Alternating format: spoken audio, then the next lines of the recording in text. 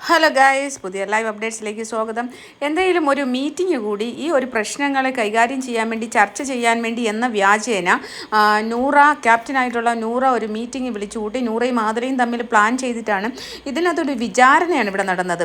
ഇവിടെ ഒരു കുറ്റവാളിയെ, ഒരു പ്രതിയെ വിചാരണ ചെയ്യുന്ന പോലെ വിചാരണയാണ്. എല്ലാവരും കൂടി അനുമോളെ കുറ്റക്കാരിയാക്കി, അനുമോൾ അങ്ങനെ ചെയ്തില്ല, ഇങ്ങനെ ചെയ്തില്ല എന്ന് പറഞ്ഞ് തുടങ്ങി. ഒരു കാര്യം പോലും നൂറ കേൾക്കാൻ താല്പര്യപ്പെടുന്നില്ല. അപ്പോൾ അനീഷേട്ടൻ എഴുന്നേറ്റ് എന്ന് പറഞ്ഞു, എനിക്ക് 1-2 ചോദ്യങ്ങൾ ചോദിക്കാനുണ്ട്. അപ്പം ഈ പഴയ കാര്യങ്ങൾ, ഒരുപാട് കുറ്റങ്ങൾ ചെയ്തു, കഴിഞ്ഞ ആഴ്ച ചെയ്തു, ഇങ്ങനെയൊക്കെയുള്ള കുറ്റങ്ങളാണ്. അപ്പോൾ അനീഷേട്ടൻ എഴുന്നേറ്റ് എന്ന് ചോദിച്ചു ഒരു കാര്യം, ഒരു 2-3 ക്വസ്റ്റ്യൻസ് ചോദിക്കാനുണ്ട്, ക്യാപ്റ്റൻ ചോദിച്ചോട്ടെ എന്ന് ചോദിക്കൂ എന്ന് പറഞ്ഞു. ചോദിക്കുന്നു പിന്നെ അനുമോൾ ചെയ്ത കുറ്റങ്ങൾ എന്തൊക്കെയാണ്, ഓരോ ദിവസവും ഒരുപാട് തെറ്റുകൾ ചെയ്തു എന്ന് പറഞ്ഞാൽ എന്തൊക്കെയാണ്, അങ്ങനെയുള്ള രീതിയിൽ 3 ക്വസ്റ്റ്യൻസ് ചോദിച്ചു. ഇപ്പോൾ അനുമോൾ ചെയ്ത തെറ്റെന്താണ്, നേരത്തെ ചെയ്തിരിക്കുന്ന തെറ്റുകൾ എന്തൊക്കെയാണ്. അപ്പോഴത്തേക്ക് എല്ലാവരും കൂടി വേഗം ചാടി എഴുന്നേറ്റ് ആദിലയും പിന്നെ അതുപോലെ അക്ബറും ആദിലയും ഷാനവാസിക്കായും എല്ലാവരും കൂടി ചാടി എഴുന്നേറ്റ്, എനിക്ക് എന്താണെന്ന് മനസ്സിലാവുന്നില്ല. ഒരാൾ ഇവരെന്താണ് ഉദ്ദേശിക്കുന്നത്? ഉച്ചക്കത്തെ പാത്രം ഉച്ചയ്ക്ക് കഴിച്ചവരല്ലേ കഴുകേണ്ടത്? ഉച്ചയ്ക്ക് ഭക്ഷണം ഉണ്ടാക്കിയവർ കഴുകണോ?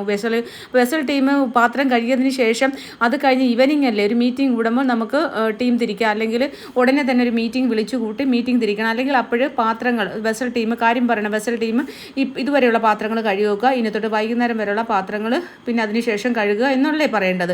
അതല്ലേ മര്യാദ? ഇത് അങ്ങനെ പറയാതെ അപ്പം തന്നെ മാറ്റിയതിന് ശേഷം ക്യാപ്റ്റനോട് അനുമോൾ പറഞ്ഞു ഞാൻ മാറുവാണെന്ന് പറഞ്ഞു.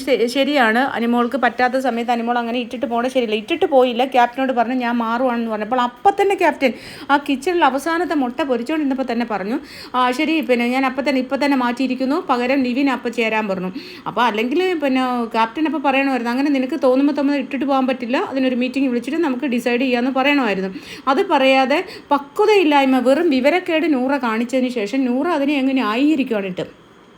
എന്തായാലും മീറ്റിംഗ് കൂടി കാര്യങ്ങൾ ചോദിച്ചപ്പോൾ ഇവർക്ക് മറുപടിയില്ല. ഇവർ പറയുന്നത് അനുമോളെ വെള്ള പൂശാൻ വേണ്ടി എന്താ പറയുന്നത്, അനീഷ് അനുമോളെ വെള്ള പൂശാണ്, താൻ അവിടെ ഇരിക്കടോ, നൂറയുടെ സംസാരമാണ്, താൻ അവിടെ ഇരിക്കടോ, താൻ വാ മൂടി അവിടെ ഇരിക്കടോ എന്നൊക്കെ പറഞ്ഞ് വളരെ മോശമായിട്ട്, എന്തോ ഒരു വൃത്തികെട്ട സംസാരമെന്നറിയാമോ. എന്നിട്ട് ആദില തന്നെ നാട്ടുകാരെ ആര്യനാട് വീച്ചകളായിരിക്കും, ഈച്ചയും കൊണ്ട് നീ ആര്യനാട് പൊക്കോ എന്നൊക്കെയുള്ള രീതിയിൽ വളരെ മോശമായിട്ടാണ് ഇവർ സംസാരിക്കുന്നത്.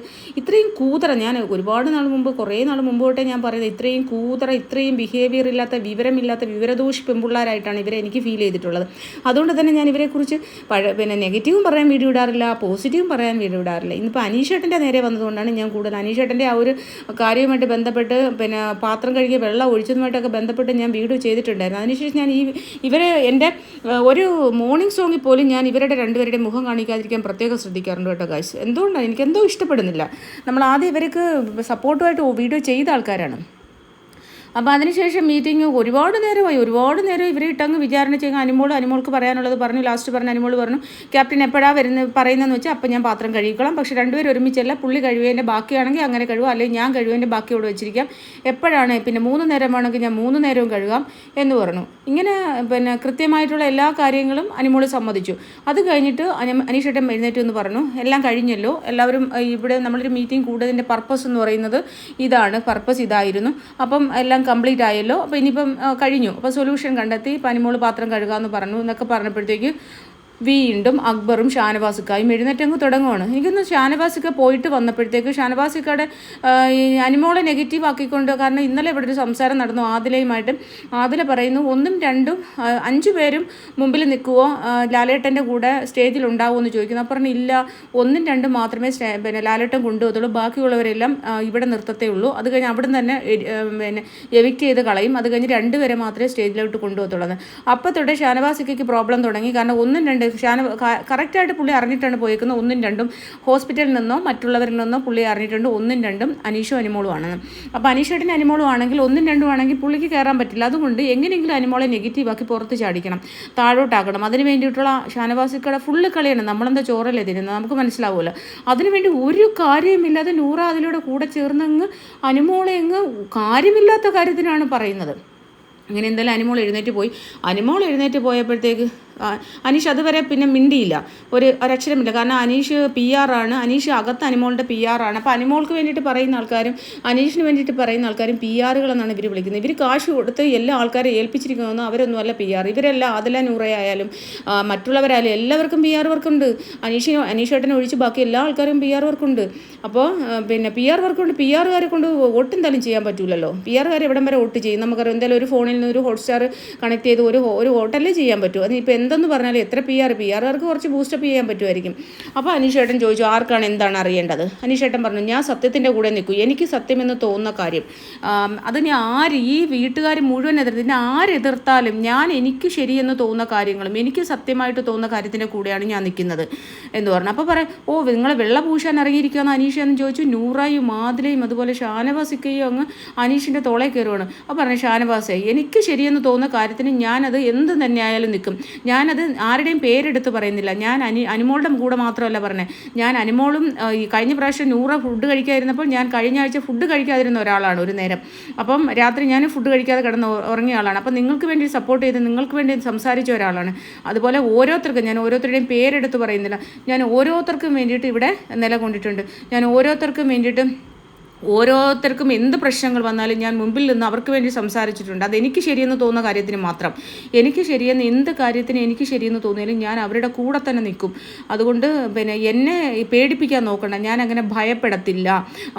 ആര് തന്നെ പറഞ്ഞാലും ഞാൻ ഭയപ്പെടുന്ന ആളല്ല. ഞാൻ അത്രയ്ക്ക് ആത്മവിശ്വാസത്തോടു കൂടി നിൽക്കുന്ന ഒരാളാണ്.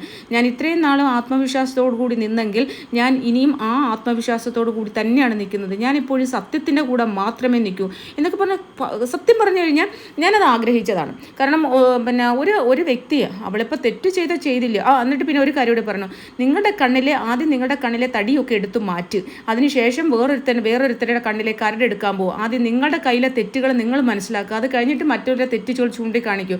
നമ്മൾ തെറ്റുകൾ മാക്സിമം ചൂണ്ടിക്കാണിക്കാം, പക്ഷെ അത് അങ്ങേയറ്റമാവരുത്. വളരെ നന്നായിട്ട് സത്യം പറഞ്ഞു കഴിഞ്ഞാൽ അങ്ങനെ തന്നെ സംസാരിക്കണമെന്ന് നമ്മൾ ആഗ്രഹിച്ചു. അനുമോൾ അവിടെ നിന്ന് എഴുന്നേറ്റ് പോയി. ഒരുപാട് കഴിഞ്ഞപ്പോഴത്തേക്ക് അനുമോൾ ഞാനിവിടെ നിന്ന് പറയാം എന്തിനാ അനുമോൾ അവിടെ ഇരിക്കുന്ന, അനുമോൾ എഴുന്നേറ്റ് പോകണം എന്നെ വിചാരണ ചെയ്യുവാണ്. നമ്മൾ അവൾ കാരണം അനീഷേട്ടനെ അവർ വഴക്ക് പറയുക, വളരെ മോശമായിട്ട് പറയുകയാണ്. അനുമോളുടെ വെള്ളപൂശുന്ന, അനുമോളുടെ PR, അനുമോളുടെ പ്രൈവറ്റ് സെക്രട്ടറി ഒരാൾക്കാർക്ക് വേണ്ടി. അതുകൊണ്ടാണ് അനീഷ് അത്രയും പറഞ്ഞത് ഞാൻ ഈ വ്യക്തി. അപ്പോൾ ഷാനവാസിക്കയ്ക്ക് പിന്നെ എന്ത് പറയാനുണ്ട്? ഷാനവാസിക്കയുടെ ഒരു പ്രശ്നം വന്നപ്പോൾ വേറെ ആരും ഇല്ലായിരുന്നു. അപ്പോൾ പറഞ്ഞു ഓരോ ആൾക്കാർക്കും ഒരു പ്രശ്നങ്ങൾ വരുമ്പോൾ ഹൗസിലുള്ള മുഴുവൻ ആൾക്കാരും എതിർത്തിട്ട് ഞാൻ അവരുടെ കൂടെയൊക്കെ നിന്നിട്ടുണ്ട്. ഞാനിപ്പോൾ ആരുടെയും പേരെടുത്ത് പറയാൻ ആഗ്രഹിക്കുന്നില്ല, പക്ഷേ നിന്നിട്ടുണ്ടെന്നുള്ള കാര്യം അവർക്കും അറിയാം, എനിക്കും അറിയാം. ആർക്ക് എന്ത് പ്രശ്നം, അല്ലാണ്ട് അനുമോൾക്ക് മാത്രമല്ല ആർക്ക് എന്ത് പ്രശ്നങ്ങൾ വന്നിട്ടുണ്ടെങ്കിലും എനിക്ക് ശരിയെന്ന് തോന്നുവാണെങ്കിൽ ഞാൻ അവരെ കൂടെ തീർച്ചയായിട്ടും നിന്നിട്ടുണ്ട്. അത് ഇനിയും നിൽക്കും, എപ്പോഴും നിൽക്കും. ഞാൻ അങ്ങനെയാണ്, എനിക്ക് സത്യമെന്ന് തോന്നുന്ന കാര്യങ്ങൾ. അപ്പോൾ ഒരു അനീഷിൻ്റെ സത്യമല്ല മറ്റുള്ളവർക്ക് സത്യമെന്ന് എനിക്കറിയേണ്ട കാര്യമില്ല. എനിക്ക് സത്യമാണ്, എനിക്ക് ശരിയാണ് എന്ന് തോന്നുന്ന കാര്യത്തിൽ കൃത്യമായിട്ട് ഞാൻ നിൽക്കുമെന്ന് പറയുന്ന സത്യം പറഞ്ഞു കഴിഞ്ഞാൽ ഇതാണ് ഒരു വ്യക്തി, ഇതായിരിക്കണം, ഇതാണൊരു മനുഷ്യൻ. കാരണം നമുക്ക് ശരിയെന്ന് തോന്നുന്ന കാര്യത്തിന് നമ്മൾ ഉറച്ച നിലപാടെടുക്കണം. അവിടെയാണ് അനീഷേട്ടൻ്റെ വിജയം. എല്ലാവരും അനീഷേട്ടനെ വോട്ട് ചെയ്യട്ടോ. അടിപൊളിയായിട്ട് എല്ലാവരും സപ്പോർട്ട് ചെയ്യൂ ഗായ്സ്. ഞാൻ